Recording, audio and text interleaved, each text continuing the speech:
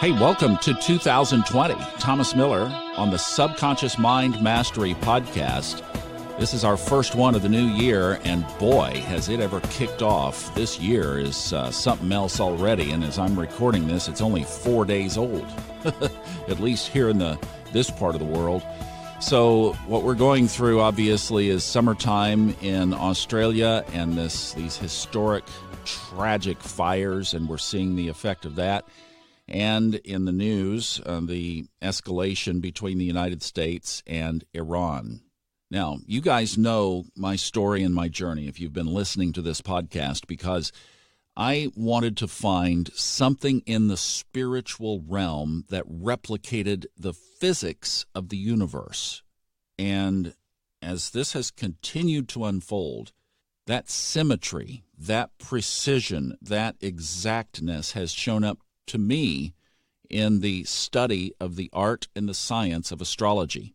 Now, I'm not going to talk about astrology in this podcast. I do it every day on a podcast called Fun Astrology. So if you'd like to jump over there, you can hear my musings and ponderings and mutterings about what's going on that podcast. Here, I want to talk about what we can do subconsciously to understand these events. But when I look at the astrological chart and then look at the headlines, I'm not surprised.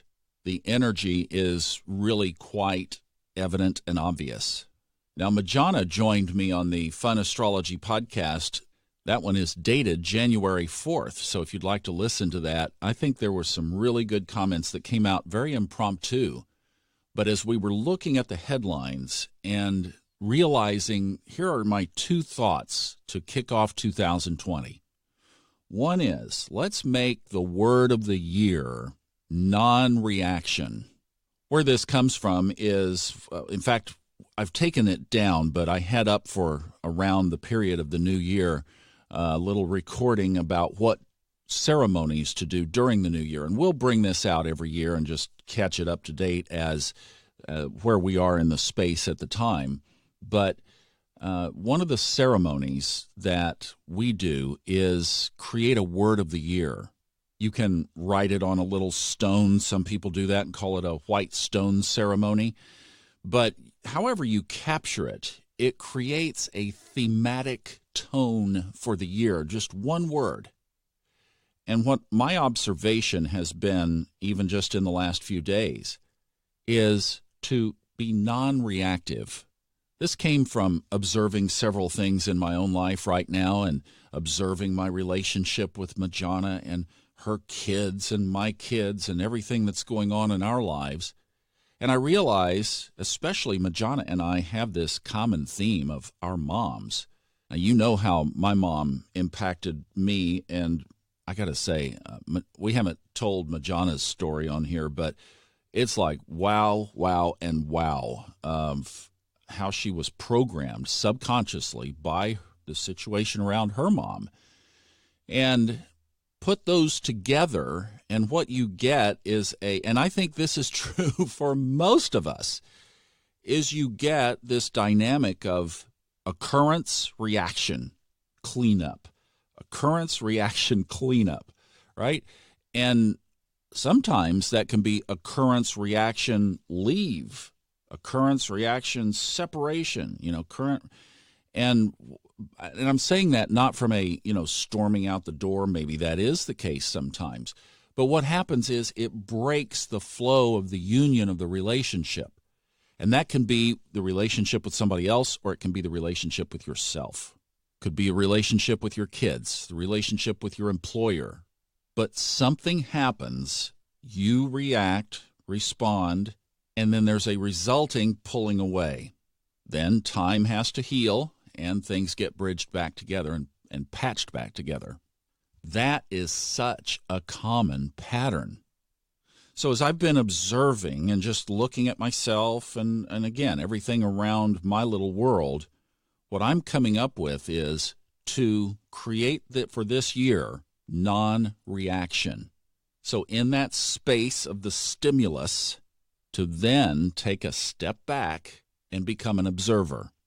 One of Fred Dodson's big themes right now that he's writing about is awareness. In fact, as I wake up this morning and see an article on his blog, a new article, 7 reasons why to put your smartphone down. He's talking about how he's literally turned his off for multiple days a week, that he's only turning it on for a couple of days a week, because he wanted to detach, to elevate, raise, create more intuitive consciousness and awareness. And it is so true. There is a piece of us that gets pulled away and given to the phone. If you'd like to read that article, it's in fact, I'm going to hyperlink it to the Subconscious Mind Mastery Facebook group. So if you're a member of that group, you'll see it in there. And if not, we'd love to have you.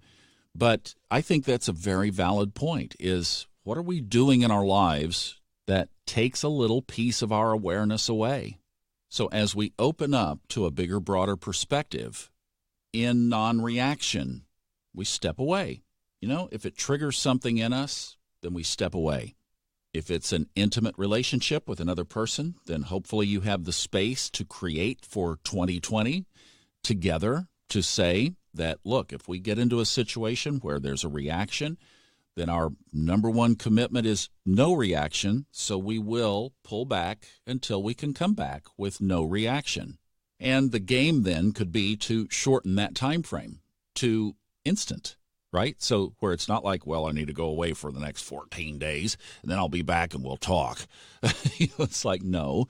How about 14 seconds? And then how about 1.4 seconds? And then how about where you're just an observer? And not saying now that you become a robot, and not saying that you don't grow because you're just observing everything. No, I'm not talking about that. I'm talking about make your growth intentional because you're not reacting to everything. Now, let's make this a little more real, though. What if you are in Australia, and what if you look right over there and the fire is inevitable? What if we continue to read these headlines and all of a sudden your smartphone, which you are minding, goes off and you're being summoned to service to the Middle East? Or you're the parent of someone who is already there and you read the headlines now completely different. So what are typically some of our very first reactions or responses? In situations like that, it might be fear. We're afraid of losing property. We're afraid of losing our possessions. We're afraid of our safety and our kids' safety. We're afraid of losing a loved one to war. And those are indeed all very valid concerns. My paradigm used to be instant reaction to fear of everything. That was how I was programmed. That was my subconscious programming, I think now, from previous lives, enhanced by how I grew up. In my own journey, and the astrology has really helped with this because I've found that a lot of the solutions are on the other side of the chart. So I've been playing the opposite game. That was one of the things I put in some of my very first podcasts. That little brilliant Seinfeld episode that you can find on YouTube. It's just the clip. It's only about 4 minutes long, where it's called Seinfeld, George Does the Opposite. That will get you there. What a great little skit, where if things aren't working out in the direction that you're going, well, why don't you try the opposite? Maybe you'll get the opposite result of what you want. Well, that's what I've been doing in a lot of different areas, and I have found brilliance in that. And one of the things that I appreciate about astrology is that it is a system built on duality. It's built on the opposites. So there's a lot more depth and breadth to that Seinfeld episode than what you might think. It's funny, it's a funny skit, and it's great to laugh at, but boy, it is some great advice. So when we read today's headlines, there is a lot of cause for fear. What's the opposite of fear? Love. And then you come back and you ask the question, do you believe in collective consciousness? So let's just say that all 7.5 approximate billion people on the earth today sent love to the Middle East and sent love to Australia. Would that make a difference? I don't think there's anybody listening to this who would not echo, absolutely, it would make a difference. Every day when you scroll through Facebook, you see people asking for prayers. What are they asking for? Collective consciousness. Have you heard the near-death experience stories where people feel the prayers right on the other side, and they say you can definitely, distinctly feel the energy of the prayers and from whom they are coming. So when you send energy via just projecting it or through the formality of a prayer, it is definitely imprinted in the collective whole, in the consciousness. So if the opposite of fear is love, and if we, you, me, Majona, everybody else, are part of the collective whole, then it's really a no-brainer, isn't it? We need to send love. So instead of reacting to these headlines, instead of being in this mode of the world is in trouble, we can't control fire. We can't control what's going on in the Middle East. Some things are going to happen. Two things we can control. One is our reaction, and the other is our individual level of consciousness, our level of energy. If you are fairly new to this podcast and to this work, first of all, welcome to you. And then secondly, I would highly recommend a book that I narrated. It's an audiobook, or you can just buy the book. It's on Kindle, etc. It's written by Fred Dodson, and it's called Levels of Energy. And I think with what we are going through right now, that material is more important than ever. So if you are new and have not heard it or experienced that concept, I would point you toward it. And if you have heard it before and it might be a little dusty and rusty, then it might be a great time at the beginning of the year here to blow that off and dust that off and re-listen or reread that material and get it fresh on your mind going into 2020.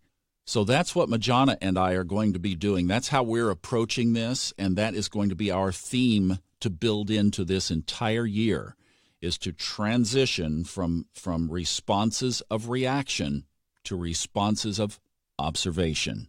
Because from that point of observation, then we can create. If you are one of our wonderful listeners in Australia, we are sending you our love. And if you are one who will be affected by the events in the Middle East, we are sending you our love as well. And if you are just living life and can fog a mirror, I'm sending you love as well, no matter when you're hearing this. Thank you so much for listening. I do appreciate it. Make non-reaction a theme in your life. I'm Thomas Miller. Enjoy the journey.